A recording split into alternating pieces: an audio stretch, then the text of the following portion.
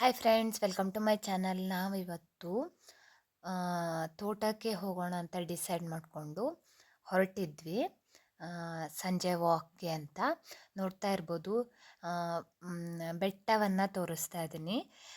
ಈ ಬೆಟ್ಟವನ್ನು ನಾವು ಯಾವುದಕ್ಕೆ ಯೂಸ್ ಮಾಡ್ಕೋತೀವಿ ಅಂದರೆ ತೋಟಕ್ಕೆ ಮುಚ್ಚಲಿಕ್ಕೆ, ಅಂದರೆ ಮಳೆಗಾಲದಲ್ಲಿ ಮುಚ್ಚೋಕೆ ಅಂತ ಈ ಬೆಟ್ಟದಿಂದ ದರಕನ್ನು ತಗೊಂಡು ತೋಟಕ್ಕೆ ಹಾಕಿ ಮುಚ್ಚುತ್ತೀವಿ.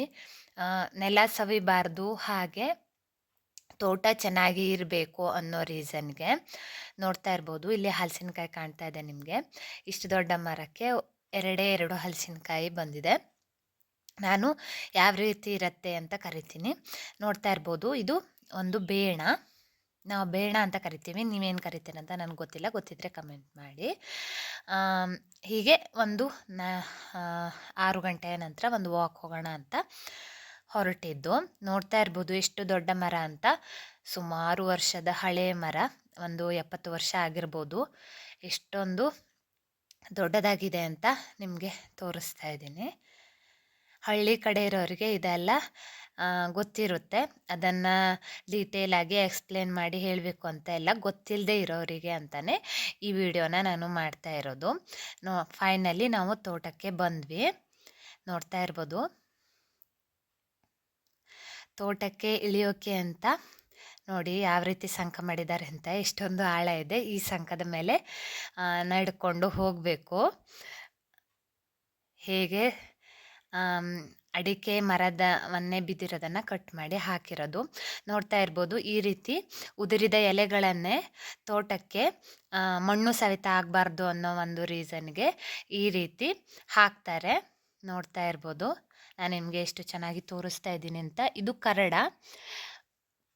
ಹಾಗೆ ಇಲ್ಲಿ ಸೊಂಗೆಯನ್ನು ಕೂಡ ಕಡಿದು ಮುಚ್ಚಿದ್ದಾರೆ.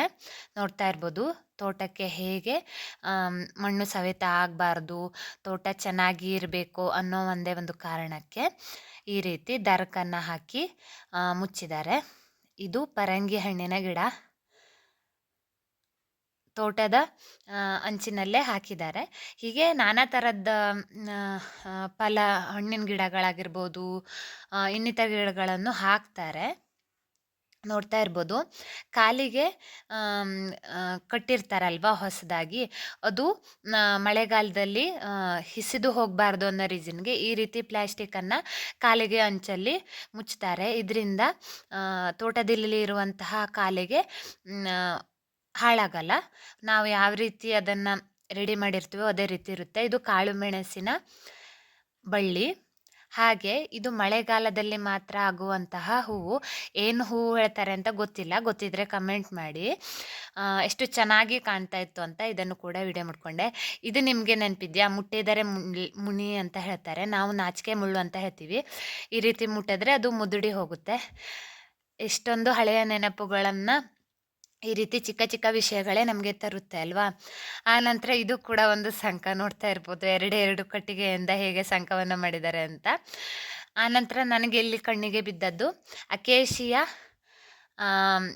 ಮರದ ಬೀಜ.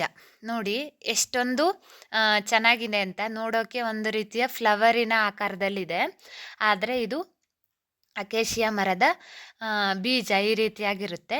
ಕೆಳಗಡೆ ಬಿದ್ದಿತ್ತು, ಸೊ ನಾವು ಅದನ್ನು ಕಲೆಕ್ಟ್ ಮಾಡ್ತಾ ಇದ್ವಿ ಸುಮ್ಮನೆ ಒಂದು ಖುಷಿಗೋಸ್ಕರ, ಅಥವಾ ಏನೋ ಒಂದು ಚೆನ್ನಾಗಿ ಅನ್ನಿಸ್ತು ಅನ್ನೋ ರೀಸನ್ಗೆ. ನೋಡಿ, ಪ್ರಕೃತಿಯದ್ದು ಏನೋ ಒಂದು ರೀತಿ ವಿಸ್ಮಯ ಅಂತಲೇ ಹೇಳ್ಬೋದು. ಎಷ್ಟೊಂದು ಬೇರೆ ರೀತಿಯ ಶೇಪಲ್ಲೇ ಇದೆ, ನೋಡಿದ್ರೆ ಫ್ಲವರ್ ರೀತಿ ಕಾಣುತ್ತೆ. ಆನಂತರ ನಾವು ಹಾಗೆ ನಡ್ಕೊಂಡು ಹೋದ್ವಿ.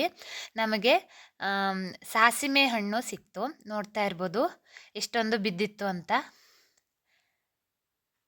ಆಲ್ರೆಡಿ ನಾನು ಸಾಸಿವೆಯ ರೆಸಿಪಿಯನ್ನು ಹಾಕಿದ್ದೀನಿ. ನಿಮಗೆ ಮಾಡಬೇಕು ಅಂತ ಇದ್ದರೆ ಹೋಗಿ ನೋಡ್ಬೋದು. ಎಷ್ಟೊಂದು ದೊಡ್ಡ ಮರ ಅಂತ ನೋಡ್ಬೋದು. ಹತ್ತಿ ಅಂತೂ ಕೊಯ್ಯೋಕ್ಕೆ ಸಾಧ್ಯ ಇಲ್ಲ. ಕೆಳಗಡೆ ಬಿದ್ದಿರೋದನ್ನೇ, ಚೆನ್ನಾಗಿರೋದನ್ನು ಆಯ್ಕೆ ಮಾಡಿಕೊಂಡು ತಗೊಂಡು ಹೋಗಬೇಕು. ಆನಂತರ ಮತ್ತೆ ನಾವು ಹೋಗಿದ್ದು ನೇರಳೆ ಹಣ್ಣನ್ನು ಕೊಯ್ಯೋದಕ್ಕೆ. ನೋಡಿ, ಆ ದಿನ ಈ ಒಂದು ವಾರದ ಹಿಂದೆ ಹೋದಾಗ ತುಂಬ ಹಣ್ಣುಗಳು ಆಗಿರಲಿಲ್ಲ, ಆದರೆ ಈ ಸಲ ತುಂಬಾ ಹಣ್ಣಾಗಿತ್ತು. ನಮಗೆ ಸಾಕಷ್ಟು ಅಂದರೆ ಸಾಕು ಅನ್ನುವಷ್ಟು ನಾವು ಕೊಯ್ದು ತಿನ್ಕೊಂಡು ಬಂದ್ವಿ. ನೋಡ್ತಾ ಇರ್ಬೋದು ಎಷ್ಟೊಂದು ಹಣ್ಣುಗಳಾಗಿದೆ ಅಂತ. ಎಷ್ಟೊಂದು ಹಣ್ಣುಗಳು ಆಗಿದೆ ಅಂತ. ಹಾಗೆ ಈ ಬಾರಿ ನಾವು ಹಣ್ಣನ್ನು ಕೊಯ್ಬೇಕು ಅನ್ನೋ ಕಾರಣಕ್ಕೆ ಈ ರೀತಿ ಕೊಕ್ಕೆಯನ್ನು ತಂದಿದ್ವಿ. ನೋಡ್ತಾ ಇರ್ಬೋದು ಇಷ್ಟೊಂದು ಉದ್ದ ಕೊಕ್ಕೆಯನ್ನು ತಂದಿದ್ವಿ ನಾವು.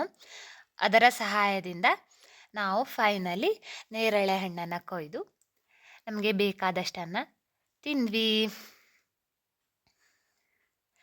ಒಂದು ಹೋಗಿರೋದಕ್ಕೆ ಹಣ್ಣನ್ನು ತಿಂದ್ವಿ ಆ್ಯಂಡ್ ಪ್ರಕೃತಿಯ ಸೌಂದರ್ಯವನ್ನು ಅನುಭವಿಸಿ ಮನೆಗೆ ಬಂದ್ವಿ.